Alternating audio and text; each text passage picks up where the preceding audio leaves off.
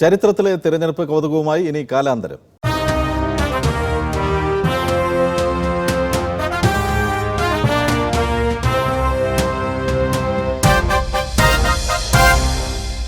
കഴിഞ്ഞ ഒരു നൂറ്റാണ്ടിനിടെ നമ്മുടെ ജീവിതത്തെ എല്ലാ അർത്ഥത്തിലും മാറ്റിമറിച്ച സാങ്കേതികവിദ്യ എന്ത് എന്ന ചോദ്യത്തിന് മൊബൈൽ ഫോൺ എന്ന് മാത്രമാണ് ഉത്തരം.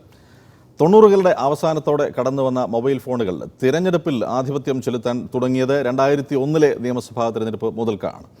രസകരമാണ് ആ വരവ്. പ്രചരണം തന്നെ മൊബൈൽ വഴി ആയി മാറിക്കഴിഞ്ഞ കാലത്ത് ആ പഴയ തിരഞ്ഞെടുപ്പ് കാലത്തെ മൊബൈൽ വിശേഷം ആണ് ഇന്നത്തെ കാലാന്തരത്തിൽ മഞ്ജിത് വർമ്മ പറയുന്നത്. മൊബൈലുള്ളവർ ജാട കാണിച്ചിരുന്ന 15 കൊല്ലം മുമ്പുള്ള കാലം ആലോചിച്ചു നോക്കൂ. വാട്സാപ്പും ഫേസ്ബുക്കും സോഷ്യൽ മീഡിയയും ഒന്നുമില്ലാതെ മൊബൈൽ ഫോൺ ആഡംബര വസ്തുവായി കണ്ടിരുന്ന അന്നത്തെ കാലത്തെ മൊബൈൽ വിശേഷങ്ങൾ ഇപ്പോൾ വായിച്ചാൽ തീർത്തും രസകരം. തമ്മിൽ കൊമ്പുകോർക്കാൻ VSനും ഉമ്മൻചാണ്ടിക്കും അന്ന് പ്രചാരണ വേദികൾ മാത്രം. 2001 കേരള കൗമുദിയിൽ PV രാമചന്ദ്രൻ വിശേഷം സൂപ്പർ ഹിറ്റ് എന്ന പങ്ക്തിയിലെഴുതിയ ഈ ലേഖനം മൊബൈൽ ഫോണിന്റെ അന്നത്തെ ഗമയെക്കുറിച്ചാണ്. 2001 ആദ്യമായി മൊബൈൽ ഫോൺ തെരഞ്ഞെടുപ്പിൽ താരമാകുന്നത്. കയ്യിൽ എടുത്തു നടക്കാനോ പോക്കറ്റിലിടാനോ പറ്റാത്ത ആദിമ മൊബൈലിനെ കൊണ്ടു നടക്കാൻ സ്ഥാനാർത്ഥികൾക്ക് അന്ന് ആദ്യമായി പ്രത്യേകം സഹായികളും ഉണ്ടായി. ഫോൺ കൊണ്ടു നടക്കുന്നത് സാധാരണക്കാർ ലക്ഷറി ആയി കാണുമോ എന്ന ഭയവും അന്ന് സ്ഥാനാർത്ഥികൾക്ക് ഉണ്ടായിരുന്നു. അത് വോട്ടിങ്ങിനെ ബാധിക്കുമെന്നും അവർ പേടിച്ചിരുന്നതായി ലേഖനം പറയുന്നു. പ്രധാന സ്ഥാനാർത്ഥികൾക്ക് മൊബൈൽ ഫോൺ നൽകാൻ വ്യക്തികളും കമ്പനികളും പിറകെ നടന്നുവെന്ന് വിശേഷം പങ്ക്തി പറയുന്നു. പലർക്കും വലിയ വിലയുള്ള മൊബൈലുകൾ സമ്മാനമായും കിട്ടി. മൊബൈൽ ഫോൺ കാരണം പ്രചാരണം ചിട്ടപ്പെടുത്താനും എല്ലായിടത്തും എത്താൻ കഴിഞ്ഞെന്നും അന്ന് സ്ഥാനാർത്ഥികൾ ആദ്യമായി ആഹ്ലാദിച്ചത്രേ.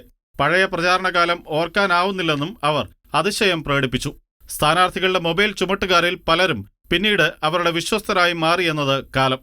മൊബൈൽ വിപ്ലവത്തിന്റെ ആരംഭ തെരഞ്ഞെടുപ്പ് അങ്ങനെ എല്ലാം കൊണ്ടും ചരിത്രമായി. കാർട്ടൂണിൽ ആക്ഷേപഹാസ്യത്തിന്റെ മൂർച്ചയുമായി ഇനി TK സുജിത്തിന്റെ കാർട്ടൂൺ പങ്ക്തി വരയും ചിരി.